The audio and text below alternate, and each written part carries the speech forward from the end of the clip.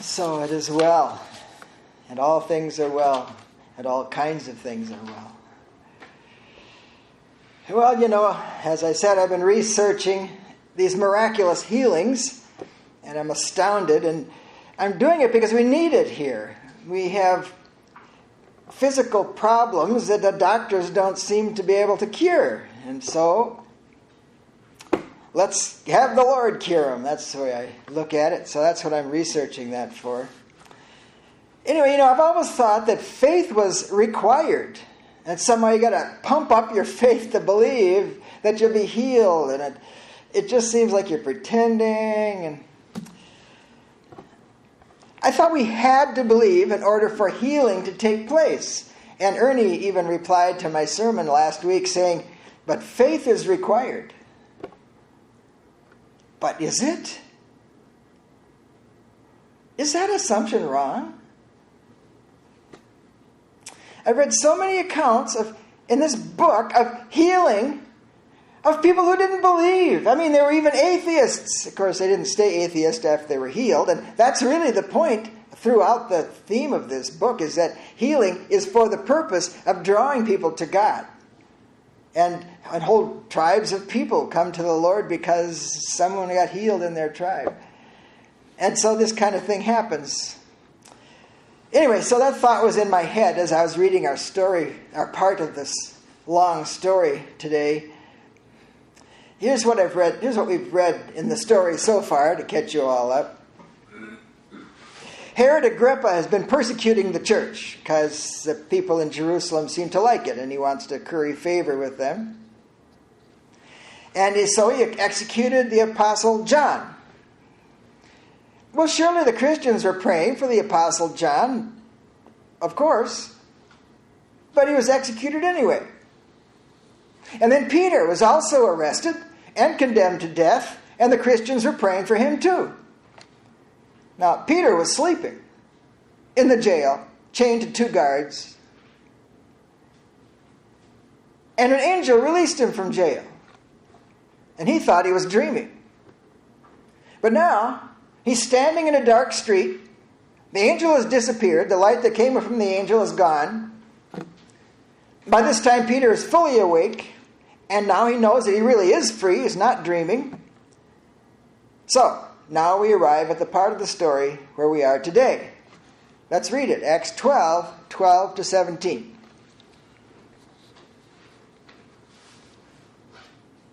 When he realized this, he went to the house of Mary, the mother of John Mark, where many had assembled and were praying. He knocked at the door in the gateway, and a servant named Rhoda came to answer. She recognized Peter's voice, and because of her joy, she did not open the gate, but ran in and announced that Peter was standing at the gateway. "You're crazy," they told her. But she kept insisting that it was true. And then they said, "Well, it must be his angel." Peter, however, kept on knocking, and when they opened the door and saw him, they were astounded. Motioning to them with his hand to be silent, he explained to them how the Lord has brought him out of the prison. "Report these things to James and the brothers," he said, and then he departed and went to a different place. Okay, let's look at this story. It's funny, but comedy isn't really Luke's point here. A lot of the commentators make this whole thing about that he's a great writer, so he puts comedy in all the tragedy, and that's not Luke's point. And there are details here that we don't fully realize that kind of fill out the story and help us understand what's going on here. First of all, how did Peter make it through the dark streets of Jerusalem at night?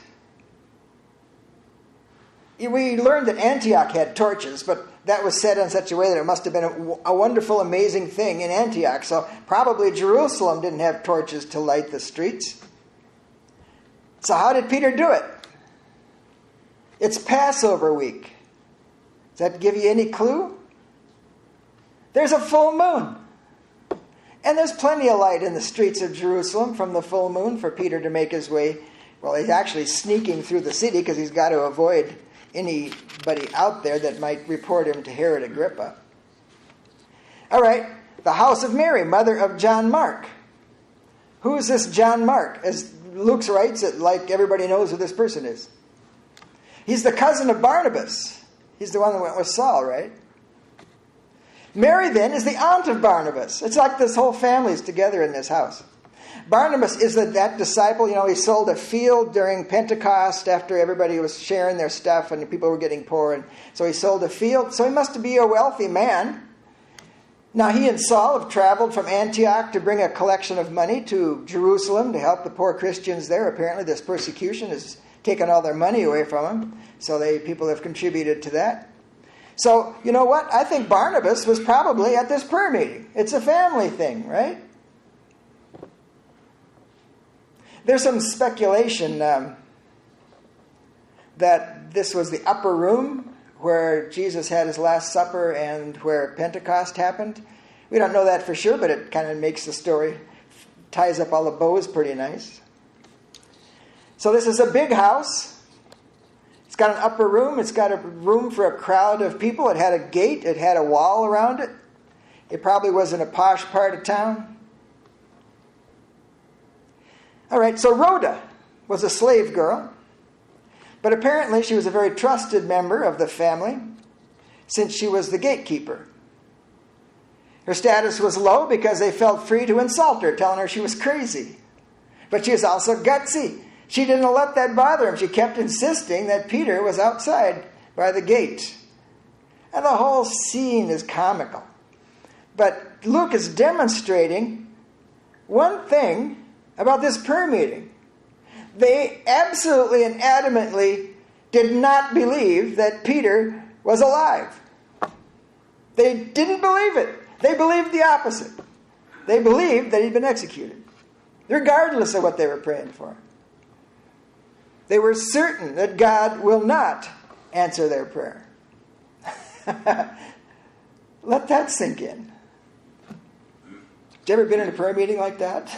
I think a lot of them are like that, actually. So, what did they think was at that gate then? They called it Peter's angel. What did they mean? What's that? Well, for sure, we already know they didn't think it was Peter in the flesh, or they wouldn't have called him his angel. They thought he'd been executed, so what's that at the gate? There's something out there. What is it? Is it his ghost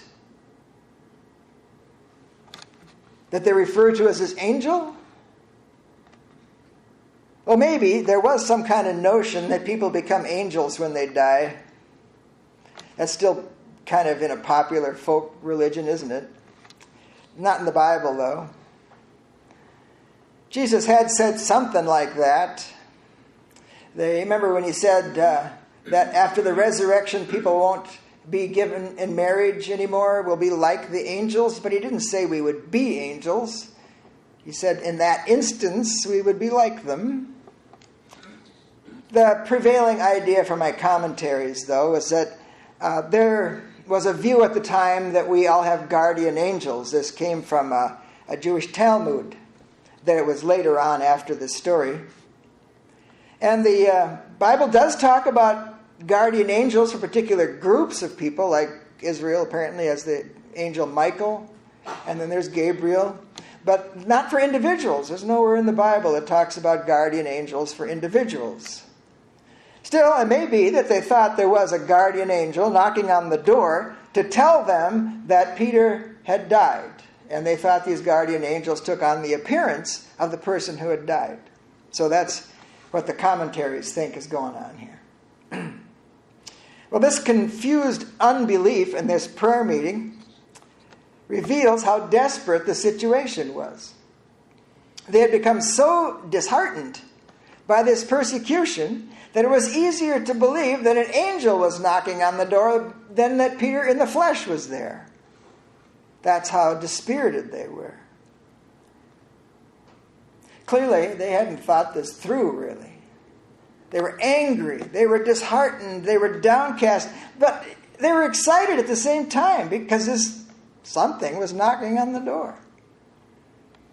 So, now, out there, Peter keeps knocking. In the middle of the night, in a neighborhood of wealthy people with gatekeepers and guards, and Peter's out there making noise, and he's supposed to be trying to escape from Herod Agrippa. And once the prayer meeting realizes it's Peter, they all start whooping it up. What's the matter with these people? So, Peter motions to him to be quiet already. And this is a little tidbit that I read. There's a certain hand gesture. You might have even seen it in paintings. I think it's like this. That was a signal to quiet down. And you see Jesus in Renaissance paintings or whatever doing this thing. So it means to be quiet already. Does no one pay attention to all this noise at all? Why is there no one running up the street to find out what's going on at Mary's house with all this banging on the door? Well, it's Passover week. They got relatives from all over the world coming and staying at people's houses, and these are all wealthy houses with a posh area. So probably all these houses had all kinds of people in them, and they're making their own noise in the middle of the night. The city is jam-packed with people. So this wasn't that unusual, although it sounds like it. It must have been like trying to find a table last week at the 4th of July. Lake Avenue, they said it was going to be a 40-minute wait. So we went down to the shoreline, could hardly find a table, and the waitress was going crazy. Like our town in the summer, it must have been, like that in Jerusalem. So then, after telling them what happened, Peter wants them to report it to James and the brothers. Who are they? Well, James the apostle had just been beheaded, so it wasn't him. This was the brother of Jesus. James, the brother of Jesus. Last time we heard of him, he was making fun of Jesus. He says, well, why don't you advertise that you're the Messiah? Go to Jerusalem and advertise it. Nobody tries to be a Messiah without letting everybody know. And so that's the last we heard of James. Didn't believe his brother was anything special. Not until Jesus had risen from the dead and met with him privately for a conversation. That's what Paul reports. And then James became the head of the church in Jerusalem. And we're going to hear about him later in Acts. So this brothers, who are they? Well, it could be the rest of Jesus' brothers. But more likely he's referring to the apostles, the brothers. And I think after James' execution and Peter's arrest, I think all the apostles have gone into hiding or gone out of the country. It seems that Herod Agrippa is going after the apostles this time. Last time we heard about a persecution in Jerusalem, it was the Hellenist Jews that had to scatter, and they scattered all over. That's how the gospel got up to Antioch and all over to Egypt and so on. This time it's the apostles. So, Peter is safe enough for now. He's in the night. But come in the morning, he better be gone. Luke says he went to another place. Where was that? Where was this other place? We don't know. Luke may not have known. Or maybe he still, when he writing this book, maybe he wanted to still keep it secret. I saw what he said in an earlier sermon, that he may have gone to Rome. That's because it's a Catholic tradition that Peter went to Rome, but it's not. We don't see it anywhere in the Bible. It's not supported by the Bible that Peter went to Rome. Well, it was a well-kept secret because it's still a secret. We still don't know where Peter went, but he went someplace. All right, so let's go back to the basic irony in this story. That prayer meeting that not only did not believe Peter would be released, but they believed that he wouldn't be released. And I said, isn't it odd that in a prayer meeting, none of those people believed that Peter would be released? And Joanne says to me, you are arguing from silence. Peter didn't say one way or the other. And she's right, of course. You can't say anything about it. Someone there might have had faith. Luke doesn't say. So you can't argue. It's arguing from silence. The most you can say is Luke didn't report that anybody had faith there. Because he wants to give the impression, this is what I think, he wants to give the impression that the prevailing mood in that prayer meeting was unbelief. He wanted to make his point. God is sovereign, and even our unbelief will not hinder the work of God. Don't worry about it. Just trust him. He does his work whether or not we will believe he will. He's sovereign. But, the Bible's full of these. But, God has commanded us to participate in his work, regardless of what we believe. Pray, he says. Pray persistently. Keep at it. Don't give up. He wants us to trust that he will do his perfect will in our lives, in the situations we're praying for, and he wants us to participate in his work by prayer. We don't know what it does. It doesn't matter. He asks us, it commands us to pray. And just there is what we see in our story. Peter was sleeping. He was not praying. Perhaps he prayed before. But why is he sleeping?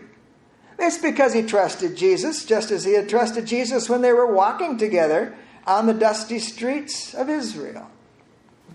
He didn't need to pray anymore about it because he trusted Jesus. The prayer meeting was filled with Christians who for years had been seeing God's miraculous works among them in Jerusalem as the apostles were healing people and the deacons were healing people.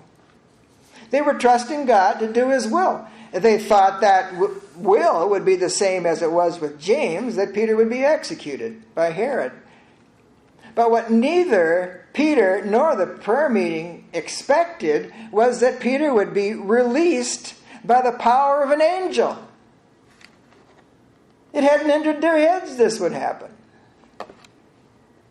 See, they may not have had a particular faith about an exact answer to their prayers, but they trusted God, and he released Peter by an angel, and they were delighted to see this amazing work of God on Peter's behalf, and really on behalf of the whole church, because Peter then began to minister abroad, where he went in secret.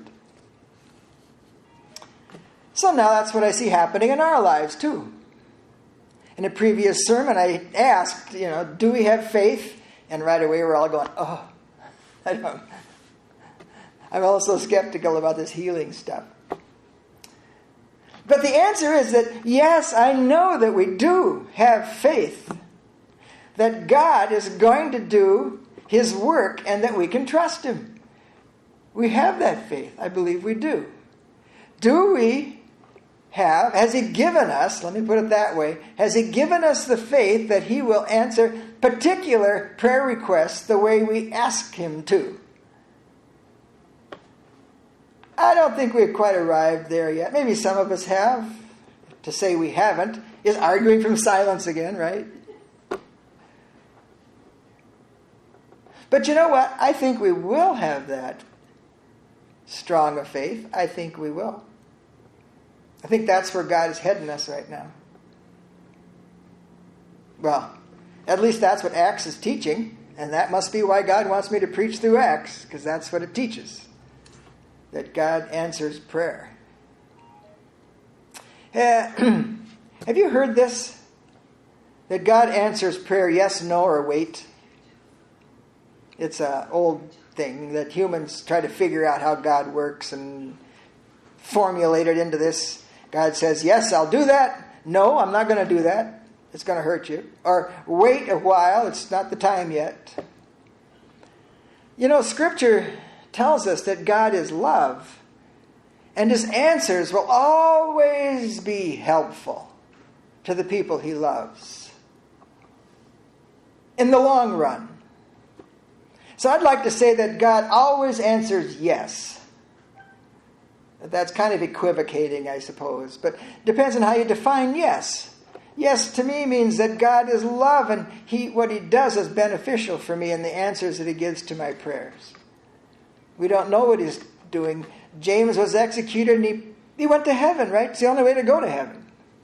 Peter was rescued because he had more ministry to do. They were God's love, both of them. Now, I'm not talking about everything that happens in the world. I don't believe that God does everything that happens. I just read about a family of 4 young daughters and a husband. The only one survived the automobile accident was the mom. God didn't do that. Come on. I'm not talking about everything that happens. I'm talking about God's answers to prayer. We can trust Him. And even when He does answer a particular prayer request, we forget it so easily. In a couple of weeks, it's like evaporated with all the other things going on in our lives. It's always been true of humans. That's why in the Old Testament, the Israelites kept making these piles of rocks. They weren't supposed to chisel them or anything. They're just supposed to make a pile of rocks to remember what God had done. So Joshua had him put this pile of rocks in the middle of the Jordan River to remember. And that's why we have us do the Lord's Supper. Jesus says, in order for you to remember that you're saved by the blood of the new covenant. Okay, so as I said, I've started this prayer list with dates and requests to see what God does. And I want to remember these answers to prayer because that's how your faith grows. And I think if somebody wants to do this, look through our bulletins for the last 10 years or something and see what the prayer requests were and how they've been answered. I told you about one, that the Prospect House would prosper, and it has. Most likely, what we'll see is that God answers our prayers in surprisingly creative ways. Things that we wouldn't really plan or expect. Like Peter knocking on Mary's door. Let's not worry about whether or not we have the faith that God will do some particular thing we ask Him to do, although He promised to do so. Don't worry about it. Instead of trying to drum up our faith, or feeling guilty that we don't have enough faith, or condemning someone because you didn't get healed because you don't have faith, let's not do that either. Let's simply trust God to do what in His love is the best for us in the situations that we're praying for. And then go ahead and pray for particular things that you can write down and see the answer to. And keep on praying. That's why on our Sundays we keep having these same requests over and over and over and over and over and over. Because God has told us to keep on persisting in prayer. Don't give up. Because He will answer. So, let's listen for that knock on the door.